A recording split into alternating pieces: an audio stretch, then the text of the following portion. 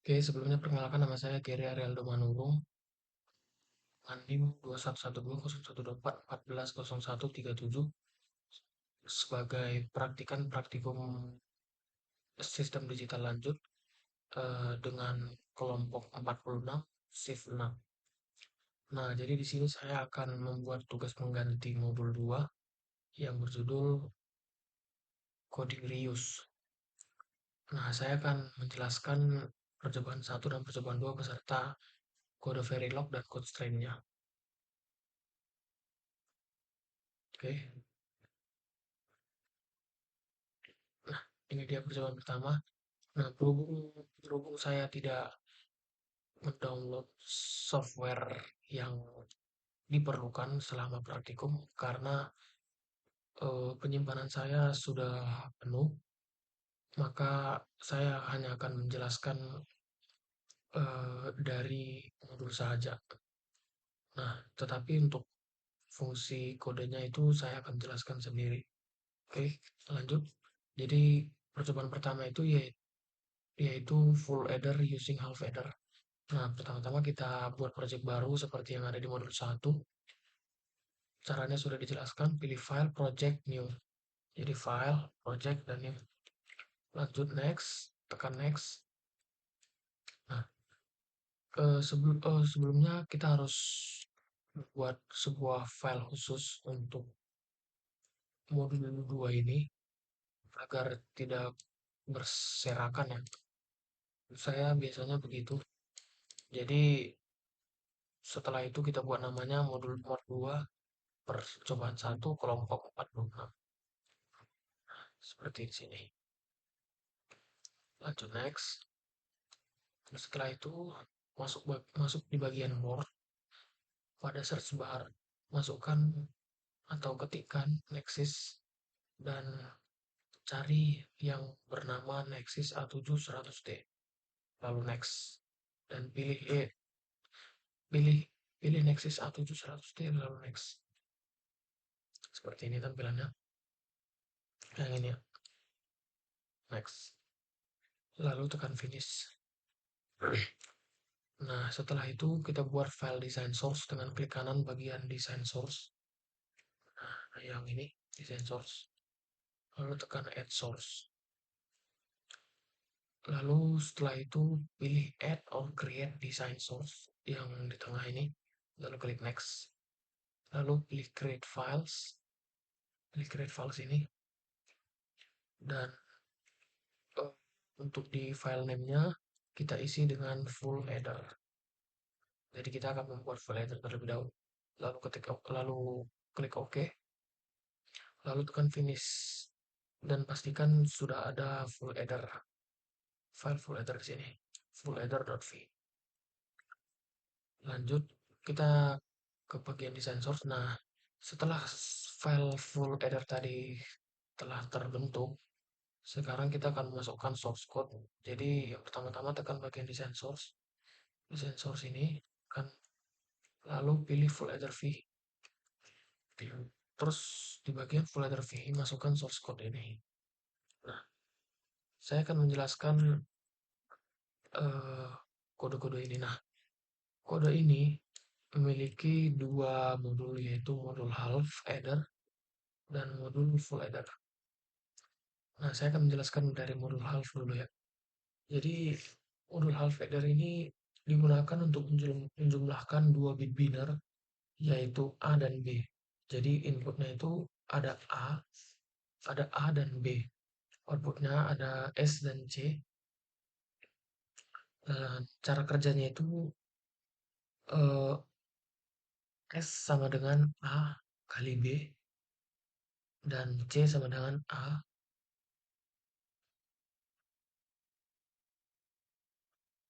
tambah B. Jadi untuk assign ini,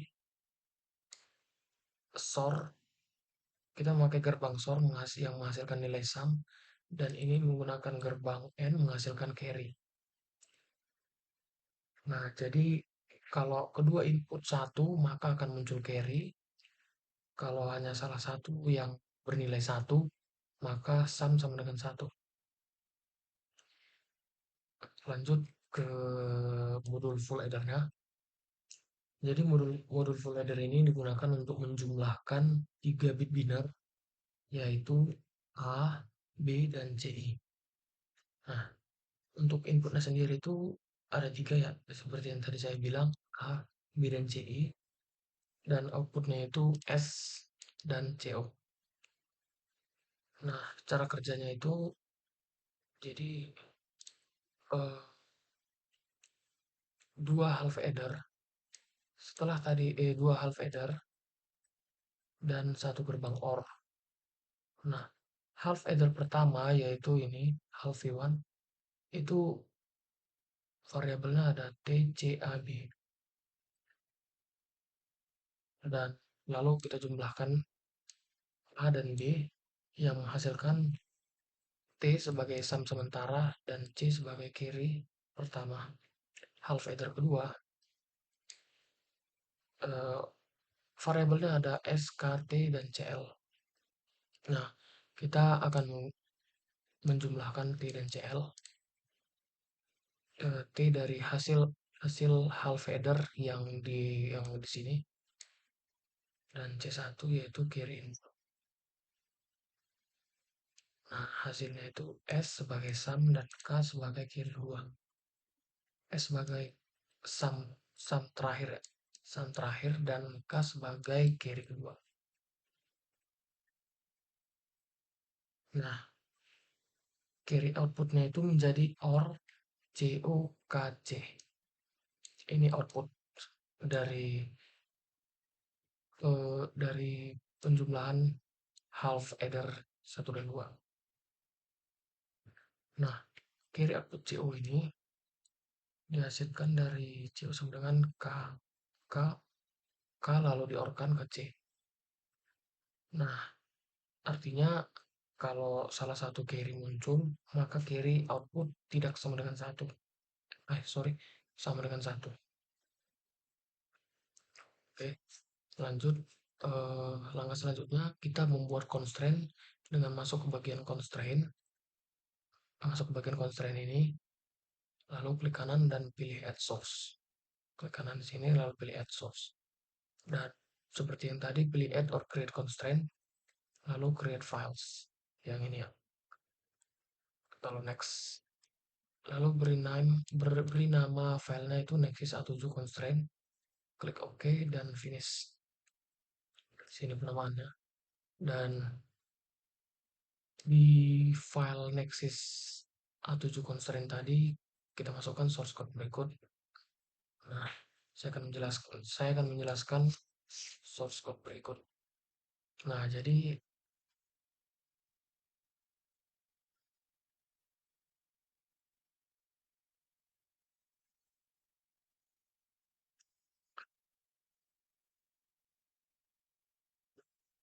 bagian input itu ada A, B, dan C. Jadi jadi fungsi dari kode-kode ini ya, itu menghubungkan input rangkaian ke switch FPGA. Nah, ini kan ada beberapa baris ya, yang dari inputnya aja. Nah, jadi saya akan menjelaskan salah satunya saja ya. Jadi misalnya yang paling atas ya. Yang paling atas itu jadi eh, port A pada desain FPGA dihubungkan ke pin J15. Port A. Soalnya kan ini kan sesuai urutan ya. Ini A, ini B, ini C, I. Jadi ini kita akan menjelaskan yang A. Nah, jadi port A itu dimasukin ke pin J15. Nah, pinnya itu berasal dari switch 0. Switch 0. Dan ini itu sendiri sebagai standar tegangannya lah itu, yaitu standar tegangannya itu 33 volt. Jadi switch 0 sama dengan input. Oke, lanjut ke bagian output. Misalnya kita jelasin satu aja ya, di SCO-nya. Di SCO. Bagian output ini menghubungkan output rangkaian ke LED. Misalnya kita jelasin satu aja ya. Jadi set property artinya itu output s output s karena kan sesuai urutan output s sama dengan LED 0. Biasanya s sama dengan sum. Gua dah, gua boleh. Jadi untuk yang bagian ini artinya output CO itu sama dengan LED 1. Jadi LED-nya nyala. CO itu carry out ya. Lanjut.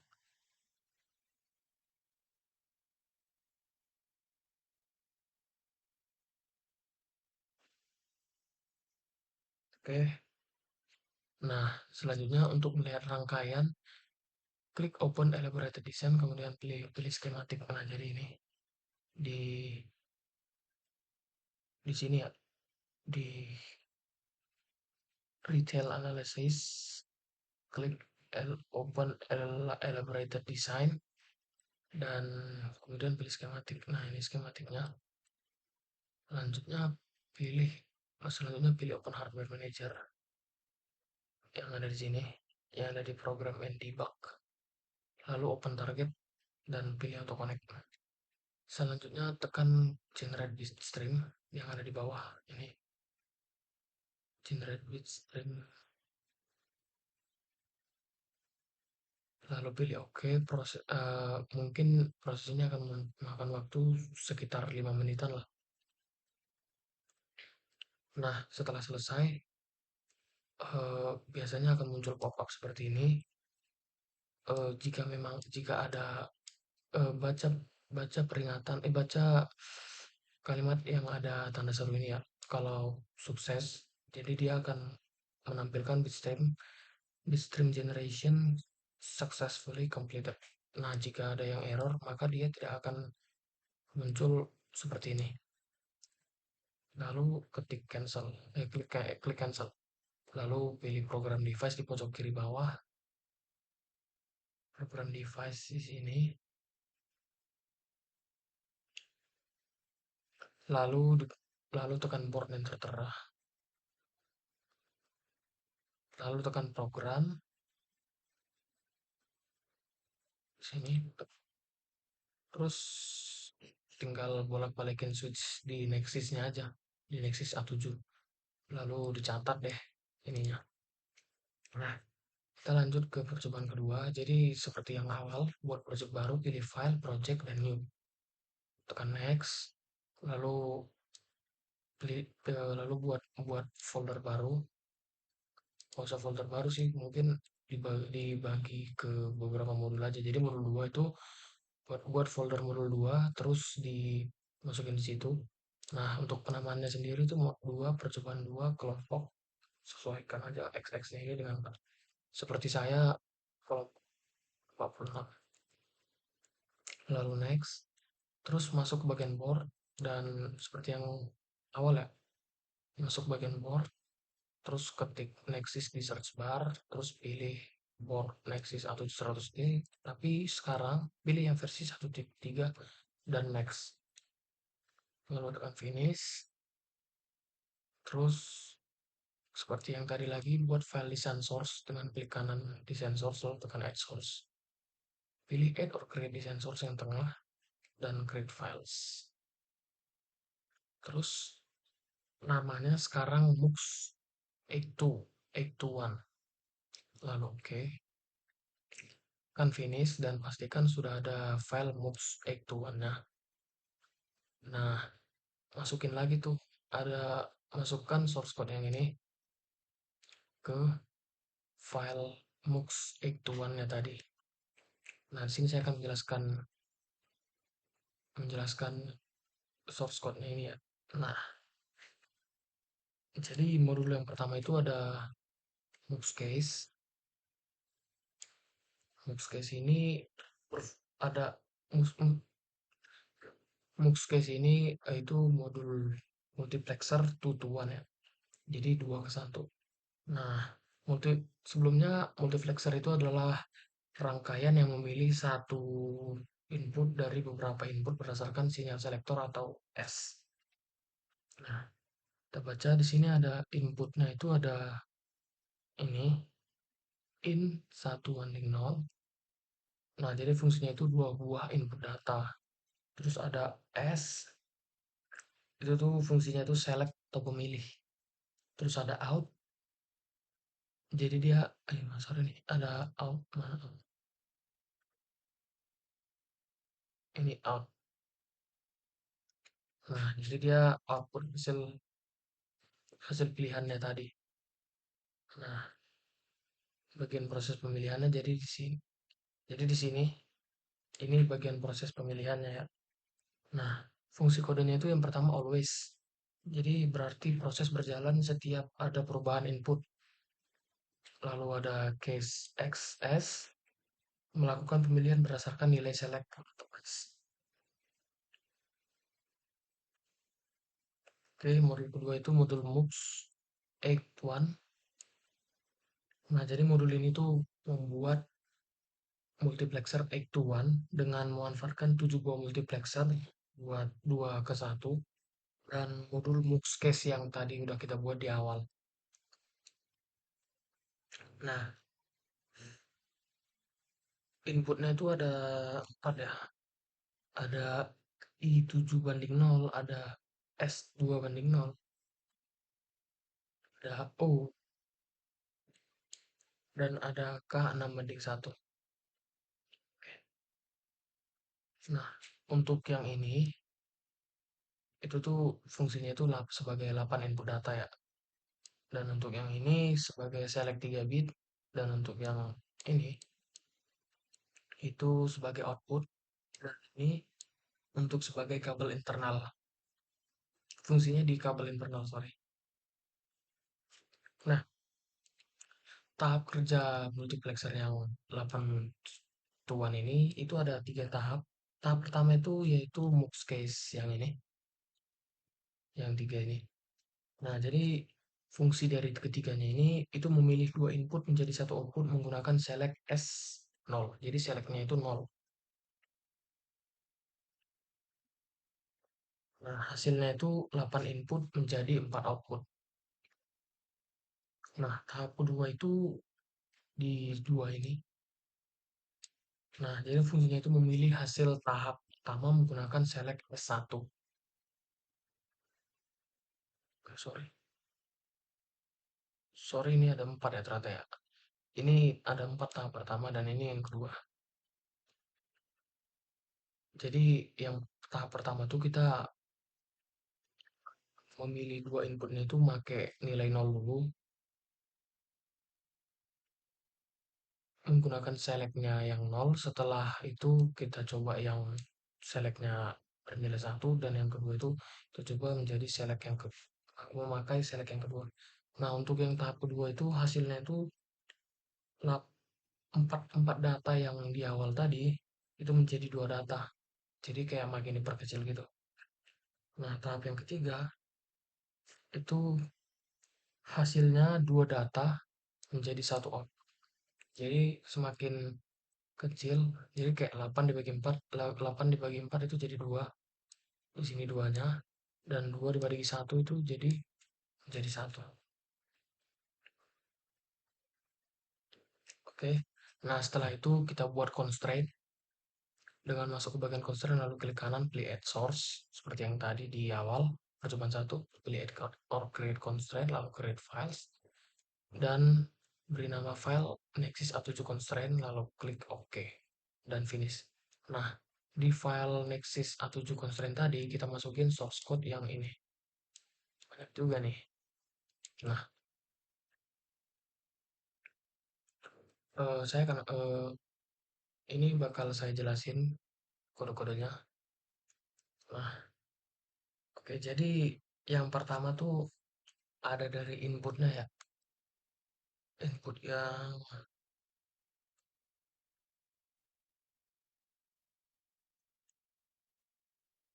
Nah, jadi saya jelasin dulu dah fungsi kode ini kenapa banyak banget ya. Jadi fungsi ini tuh menghubungkan 8 input multiplexer dengan switch pada board FPGA. Jadi setiap baris itu memiliki punya artinya masing-masing ya. Misal kita ambil salah satu aja ya.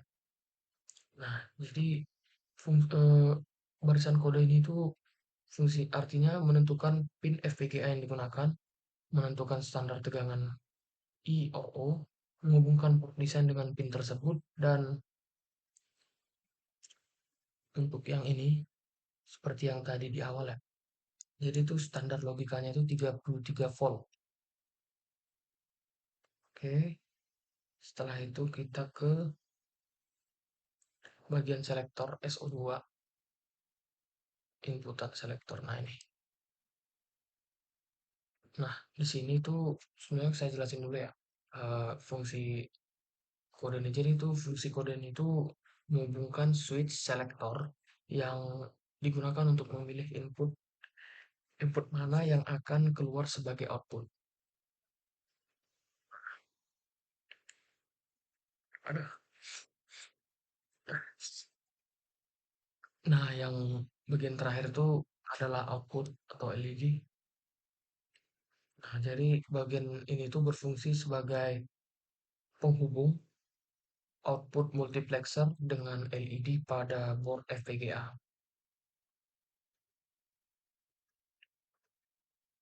Jadi secara keseluruhan ya, ada 4 bagian, yaitu switch SW0 sampai SW7 itu digunakan untuk memberi nilai pada input I0 sampai I7, dan switch SW13 sampai 15 itu digunakan untuk menentukan selektor S2, S1, dan S0. Dan multiplexer itu memilih satu input dari 8 input yang tadi udah muncul, dan hasil pilihan itu ditampilkan pada LED di papan board atau board. Oke, lanjut untuk eh, kalau mau lihat rangkaian kita seperti biasa tadi, yang tadi di awal open elaborated design, terus kemudian pilih skematik, dan ini hasilnya. Selanjutnya pilih open hardware manager, terus open target dan auto connect. Lanjutnya kita generate bitstream, terus oke, dan tunggu sampai selesai. Dan setelah selesai, biasanya itu ada pop-up muncul seperti ini. Kalau memang sukses, dia akan muncul kalimat bitstream generation successfully completed. Oke, klik cancel aja atau oke juga bisa. Terus ada pilih program device di pojok kiri bawah, program device ini di program and debug ya. Terus tekan board yang tertera. Biasanya namanya akan kayak gini, terus tekan program yang di sini, terus udah selesai. Lanjut bolak-balikin aja switchnya, dan dan catat perubahan apa yang terjadi di LED-nya. Oke, mungkin sekian dari saya. Mungkin saya membuat video ini kurang bagus atau memang tidak bagus. Saya saya mohon ke maklum oleh asprak-asprak praktikum sistem digital lanjut. Sekian dan terima kasih.